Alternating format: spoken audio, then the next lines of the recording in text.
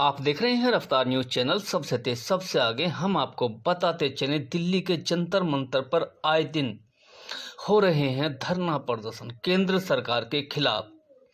आखिर केंद्र सरकार की जो नीति है उसको देखते हुए, चाहे वो सुरक्षाकर्मी हो, चाहे देश के युवा हो, चाहे किसी भी तरीके का किसान आंदोलन हो या किसी भी तबके का आंदोलन हो, बीजेपी में इतना अहंकार आ चुका है कि किसी की भी बात सुनने की कसम खा ली है। आखिरकार बीजेपी सरकार जनता से चाहती क्या है? क्या आए दिन जिस तरीके से आंदोलन चलते रहे हैं और जनता हर तरीके से परेशान नजर आती रही है, हम आपको उसमें बता दें, जिस देश की जनता सुखी नहीं होती और राजा सुख के दिन काटता है जनता को परेशान करके, वह ज़्यादा दिन कुर्सी पे नहीं बैठ सकता। वो ही अब बीजेपी का रुख है। बीजेपी में इतना अहंकार भर चुका है कि लोग वहाँ पर परेशान और नजर आ रहे हैं, लेकिन उनकी सुनने को तैयार नहीं है।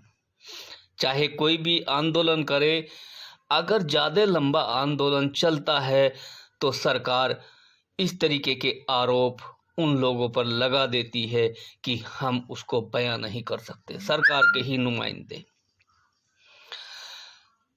जिस देश का राजा अपनी प्रजा को खुश देखता है, उस देश में खुशहाली होती है। देखिए इस रिपोर्ट। जॉइंट एक्शन कमेटी गोको 505 आर्मी बेस वर्कशॉप और उपाध्यक्ष भारतीय मजदूर संघ दिल्ली प्रदेश। जैसा आप गोको के बारे में पूछ रहे हैं, गोको मॉडल में सरकार के कुछ अधिकारी और सरकार उद्योगपतियों से मिलकर सरकारी संस्थानों को बेचने का काम कर रहे हैं।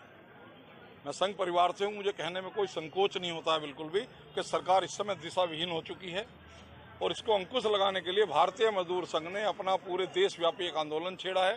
15 तारीख से लेके और 19 तारीख तक ये कार्यक्रम पूरे देश भर में चल रहा है। जितने भी डिफेंस एस्टेब्लिशमेंट है सबके ऊपर गोको मॉडल को लेकर, निजीकरण को लेकर एक पूरे इंडिया भर में कार्यक्रम चल रहा है, जिसके तहत एक कार्यक्रम ये भी यहाँ पर है। और भारतीय मजदूर संघ और प्लस में गोको, ये एक सांकेतिक धरना हम लोगों का था। अभी 8 बेस वर्कशॉप इस हिंदुस्तान के अंदर है, जिसमें अरबों खरबों की संपत्ति प्रत्येक उसमें लगी हुई है। डीपीआर बनाया जाता है। हमारे कुछ अधिकारी डीपीआर बनाना काम कंपनी का है, डिटेल प्रोजेक्ट रिपोर्ट बनाना काम कंपनी का है। कंपनी बताएगी मैं कैसे काम करूंगी, मगर वो काम हमारे कुछ अधिकारी मिलके कर रहे हैं और कंपनियों से पैसा ले रहे हैं, क्योंकि उन्हें लूप होल अंदर की पता है। वो हमारे ही एम्प्लॉई हैं और हमारे कुछ रिटायर्ड एम्प्लॉई हैं जो मिलके। सर, इसके बाद का क्या कोई एक्शन प्लान है? अगर सरकार नहीं मानती है तो क्या हो? इसके बाद में अगर जो सरकार हमारी इस बात सांकेतिक धरने से सरकार को अकल नहीं आती है तो एक देशव्यापी आंदोलन छेड़ा जाएगा। 8 हम जंतर मंतर पर ये जो सरकार है सभी सरकारी संस्थानों का निजीकरण कर रही है, जिसमें हमारी हिंदुस्तान के अंदर 8 बेस वर्कशॉप है जो अंग्रेजों के टाइम की बनाई हुई थी। उनमें हमारे सिविलियन कर्मचारी और आर्मी के कर्मचारी संयुक्त रूप से टैंक बनाते हैं और दूसरे जो आर्मी के इक्विपमेंट है जो युद्ध में काम आते हैं उनको बनाते हैं। लेकिन गवर्नमेंट ने एक पॉलिसी बनाई है कि वो निजीकरण की तरफ बढ़ रही है। हम लोगों की नौकरी पे खतरा है। हम लोग गवर्नमेंट से कहना चाहते हैं कि आप हमें स्पेयर पार्ट उपलब्ध कराइए, हम आपको प्रोडक्शन देंगे, उत्पादन देंगे। युद्ध में भी हमारे जो साथी हैं वो जब कोई भी मशीनरी में, टैंक में, दूसरी इक्विपमेंट में खराबी आती है तो वहाँ युद्ध के मैदान में जाकर के हमारे सिविलियन कर्मचारी उनको रिपेयर करते हैं। जब कंपनी को इसको दे दिया जाएगा, एक प्राइवेट आदमी जिसको 14,000 रुपये तनख्वाह मिलेगी, क्या वो युद्ध के मैदान में जाएगा? क्या वो उस टैंक को रिपेयर करेगा? ये देश की सुरक्षा से जुड़ा मामला है। अगर कोई घुसपैठिया या कोई प्राइवेट आदमी अगर दुश्मन से मिलता है और वो टैंक में कोई ऐसी कमी छोड़ देता है जिसके कारण वो टैंक युद्ध में विफल हो जाता है और हमारी सेना को, हमारे देश को उसका भारी नुकसान होगा। जबकि हमारा गवर्नमेंट एम्प्लॉय है, हमारे पे सरकार को भरोसा करना चाहिए। अभी कोविड का दौर था, उसके अंदर जितने सरकारी हॉस्पिटल थे उसमें हमारे सरकारी कर्मचारियों ने अपनी भागीदारी दी। इसी प्रकार से हम चाहते हैं कि ये देश की सुरक्षा से जुड़ा हुआ मामला है, इसका निजीकरण ना किया जाए, इसको प्राइवेट संस्थानों को ना बेचा जाए। सर, कितने कर्मचारी बेघर होंगे अगर निजीकरण होता है? अगर निजीकरण कर दिया जाता है तो हमारे 9,000 कर्मचारी हैं, जिनमें कंपनी कहती है मैं एक भी कर्मचारी को नहीं रखूंगा, गवर्नमेंट उनको बाहर भेजने के लिए तैयार है। हमारे रोजी रोटी का सवाल है, हमारे बच्चे स्कूलों में पढ़ रहे हैं, हम किराए के मकानों में रह रहे हैं, किसी ने लोन पे गाड़ियां ली हुई है, और दूसरी क्या कहेंगे? कर्मचारी यहाँ पर आए हैं, इनकी मुख्य मांग यही है कि जो रक्षा संस्थानों को जो बेच करके या निजीकरण हाथों में सौंपने जा रही है, निजी हाथों में सौंपने जा रही है सरकार, ये ना तो देश के हित में है और ना ही कर्मचारियों के हित में। ये सबसे बड़ा जो है, इस निजी हाथों में सौंपने से हमारा सभी का मानना ये है कि कुछ ऐसी चीजें हैं जो आज तक पब्लिक डोमेन में नहीं है, जैसे टैंक की व्यवस्था, टैंक को कैसे ओवरऑल किया जाता है, ये सारी जो है खुफिया जानकारी हैं जिसको हम बखूबी अपनी कर्तव्य समझकर निभाते हैं। और वो जो टैंक्स और वो जो इक्विपमेंट्स हम रिपेयर करते हैं, उन रिपेयरों को और इक्विपमेंटों को बॉर्डर पर यूज किया जाता है, जिससे हमारे देश की सुरक्षा हो सके।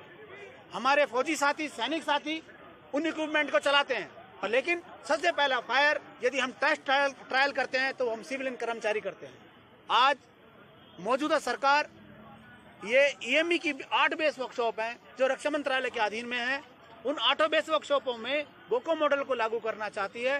गोको मॉडल में ये नहीं है कि गोको मॉडल कोई ऐसी चीज है कि सरकारी सीधा से इसका असर ये है कि ये कर्मचारियों को निठल्ला घोषित करके, नकारा घोषित करके, आज तक जितना भी काम हम लोग करता देना चाहता हूं, सरकार तक ये मैसेज मैं देना चाहता हूं कि जो भी लोग हमारे इस इक्विपमेंट को कर रहे हैं, आज उनके पास स्पेयर की कमी है, उनकी निष्ठा कर्तव्य में कोई कमी नहीं है, हमें स्पेयर नहीं दिया जा रहा। यानी हमें एक तरीके से जो है, हम आपके मीडिया के माध्यम से, आपके मंच के माध्यम से, आपके चैनल के माध्यम से सरकार से अनुरोध करते हैं कि गोको मॉडल को तुरंत वापसी ले, क्योंकि ये जो मौजूदा सरकार गोको मॉडल ला रही है, ये देश की सुरक्षा में खतरा पैदा हो जाएगा, जो निजी हाथों में हमारी सुरक्षा चली जाएगी। तो इसी के साथ धन्यवाद। प्रधानमंत्री जी से कोई विरोध नहीं है, प्रधानमंत्री जी के हम साथ हैं। हमारे प्रधानमंत्री जी चाहते हैं कि भारत आत्मनिर्भर हो, उसमें हम भी सहयोगी हैं, लेकिन हमारा प्रधानमंत्री जी से एक अनुरोध है कि हम स्पेयर्स के लिए किसी दूसरे पर डिपेंड हैं। वो स्पेयर्स अगर हमारे को बना के दे दे तो हम दूसरे से क्यों लेंगे, हम भी आत्मनिर्भर हो जाएंगे। अब वो प्राइवेट को दे रहे हैं स्पेयर्स, अगर प्राइवेट को दे तो स्पेयर्स दे दो, हमारे को स्पेयर्स या तो प्राइवेट बड़ा दे दे या सरकार दे दे, और उस काम को हम जितना भी होगा, अगर 100 टैंक का हमारे को स्पेयर्स मिलता तो 100 टैंक करेंगे, 20 का मिलेगा तो 20 का करेंगे। अगर सरकार ये चाहती कि गोको ही, तो ठीक है, अब गोको को और हमारे को बराबर पैनल में ले आइए, इतना ही उनको दे दीजिए, इतना ही हमारे को दे दीजिए। मैं चैलेंज के साथ कहता हूँ कि 505 का कर्मचारी, उनसे अगर वो 20 टैंक करेंगे तो 505 का कर्मचारी 35 टैंक करके दिखाएगा आपको, ये हमारा चैलेंज है। 505 का कर्मचारी एक एक खून पसीने से इस वर्कशॉप से ऐसे जुड़ा हुआ जैसे हमारे प्रधानमंत्री देश के साथ जुड़े हुए हैं, वो अपनी एक बैकबोन बने हुए कि मैं देश को आत्मनिर्भर बनाऊंगा। हम भी ऐसे ही सोच रहे हैं कि हम अपने वर्कशॉप को आत्मनिर्भर बनाएं, लेकिन हमें स्पेयर्स नहीं मिल रहा, क्या पहले भी किया, लेकिन अभी तक तो क्या एक्शन होगा?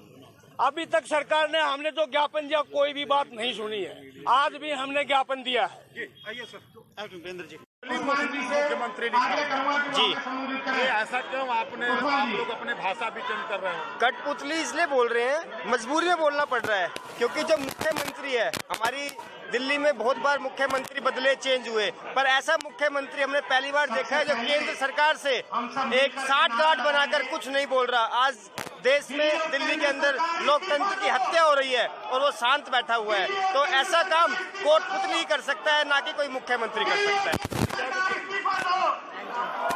कठपुतली जो बोला वो सही बोला गया, क्योंकि मुख्यमंत्री हमारे बिल्कुल सुनाई नहीं कर रहे, कहते हैं कि उनके पास जाओ, उनके पास जाओ, कोई भी काम नहीं हो रहा है दिल्ली में, हर तरह से बेकार हो रखे हैं सारे काम धंधे, इतनी बेरोजगारी हो रखी है कि क्या करें। जो हमारे नजरों में तो नाकाबिल साबित हो रहे हैं। केजरीवाल जी, चारों तरफ महंगाई बढ़ चुकी है, चारों तरफ हाहाकार हो चुका है, बॉर्डर पर किसान आंदोलन चल रहे हैं, चारों चारों तरफ सिलेंडर के गैस के रेट बढ़ चुके हैं। सिर्फ जो महिलाओं को जो किराया फ्री कर देने से ही कुछ नहीं हो जाता है। दिल्ली की राजधानी की तरफ भी देखा जाए, गरीब लोगों की तरफ भी देखा